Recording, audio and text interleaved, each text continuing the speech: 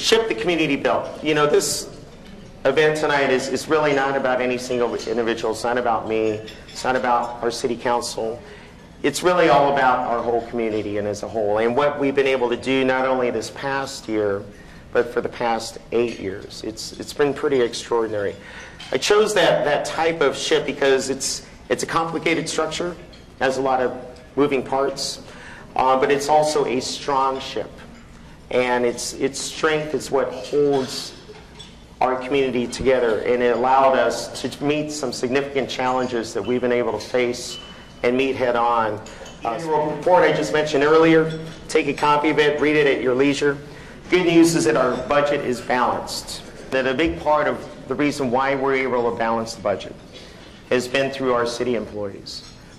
City employees and our city family account for a significant cost because we're a service organization. All levels of government are in the service business. And they have taken 6% concessions for the past several years to partner with us in balancing our budget. We've had to cut staff, make some really tough decisions, but despite all of that, they continue to perform at an amazing high level. I'm going to talk real quick about 3 of our greatest sources of revenue. First of all, property taxes. And this goes from fiscal year 05-06 to the current fiscal, or just this past fiscal year.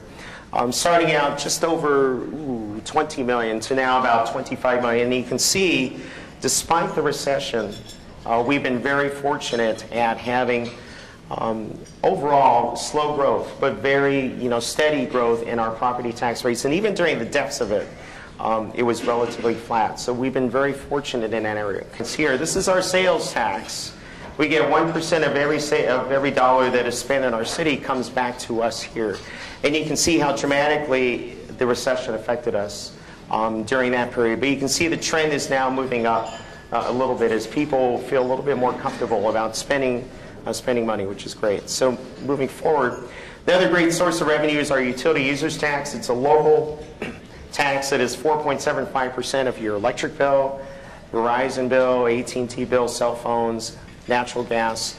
That stayed relatively flat as well, but also a very, very important source of revenue for us. Let's talk a little bit about economics now. We have depicted some really important economic engines. South Bay Galleria continues to be an amazing economic generator for our community. Redondo Landing in our harbor, South Bay Marketplace with Panera Bread and Total Wine. So we're going to go into a few things here. Sustainability is an important concept for me because it's not just about economic development. It's about creating thoughtful projects and thoughtful development that in the long term can sustain our community for years into the future. So we've made a number of improvements, new parking system at the pier, new flowers and planters and grounding over it on the pier as well. Bob Resnick, and I don't know if Bob is here tonight, was one of the first investors to start a multi-million-dollar upgrade on his portion of the pier. We have been on an effort for probably over a decade at least to help reshape our waterfront. And it culminated in this effort with a company called CenterCal based out of El Segundo.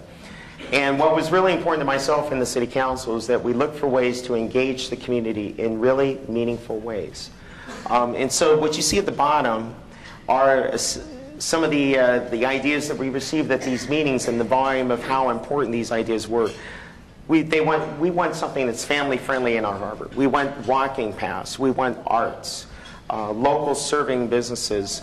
The idea of a museum might be wonderful as well. Great restaurants and great food. So out of those concepts and ideas, and over 300 residents came to these meetings over a period of 6 months.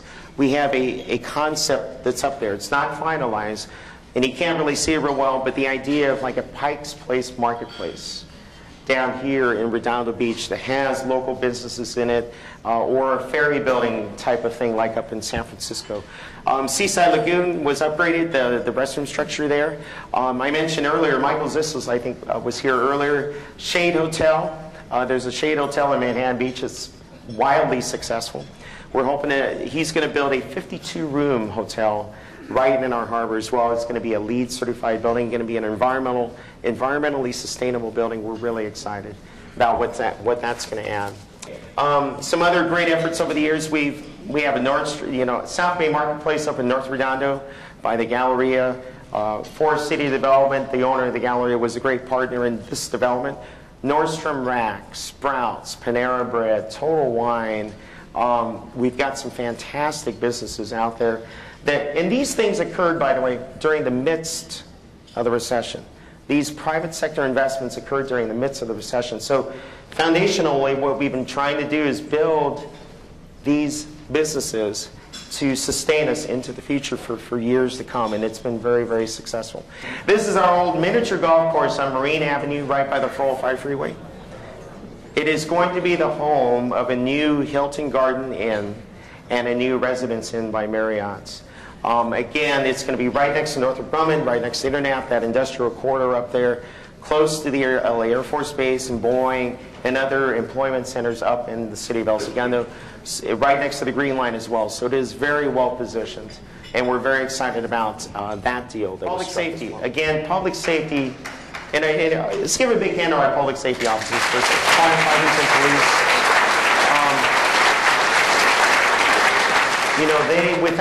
Without them, we don't have a community, and we are so grateful to them. If we go to the next slide, Chief Metzger, and I know Chief Bob Metzger couldn't be here tonight, but he is our new fire chief. Came to us from the Golden Gate Fire District in Florida. He was also an assistant chief out in Toledo, Ohio. We're really honored to have him here. But our fire department, I wanted to mention real quick as well, has fought some of those really bad wildfires that we've had in past years, from the station fire to fires up in Santa Barbara. They're always on call, not only for our community, but for others in need as well. And so we're grateful to our firefighters for their support. Harbor Patrol Building, we have a new fire station number 3, thanks to a $675,000 grant from LA County Supervisor Don Canabi. You see Steve Napolitano, our fire chief back then. Just some quick stats from our police department. 911 calls in our community, your basic emergency service, are typically answered in 6 seconds or less. We also have some great technology upgrades in our police cars, something called an automated license plate reader. So, you have these readers that are scanners on the siren bars, I guess, of the patrol vehicles, and they're scanning license plates. If somebody is driving a car that maybe has a felony warrant, or is maybe wanted for a bench warrant, we can or a stolen vehicle, let's say. We can immediately send that information, get that information back to us. Our officers can stop that vehicle. This is a location that we call 200 North PCH, right on the corner of Vincent and Pacific Coast Highway. It was important for us to get a lease agreement on the site because we need very badly a new police station. I don't know how many folks have been inside our police station, hopefully under good circumstances, but if you've been in there, it really needs a lot. I mean, we can't continue to band-aid the police station. And so we're going to need a bond in the future, and so we're very fortunate. So be looking and keeping an eye on this project, but we're very excited about this great partnership with the school district. Okay, so again, let's talk about some of our cultural efforts, and some of the things that are pictured up there from the George Freeth Memorial on our pier. Councilman Pat Oz was one of the spearheading people to help raise money for a new George Freeth statue after the original one got stolen.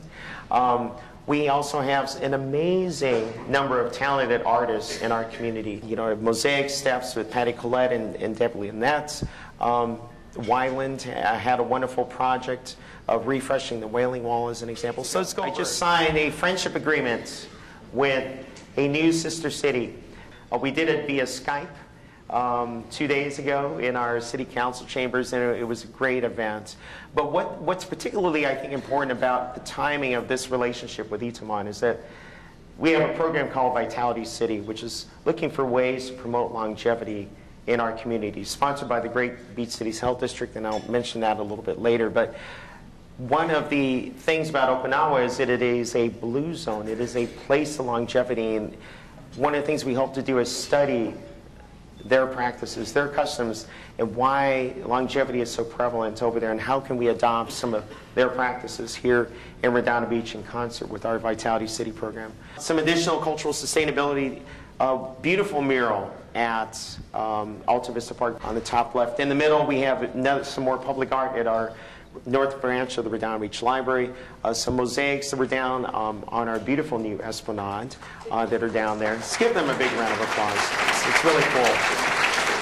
You know, what you see on the lower left is something called the Gateway. And when we build a new transit center out by the Galleria and by Target, we're going to have that as a piece of public art. So we're really, really grateful for that.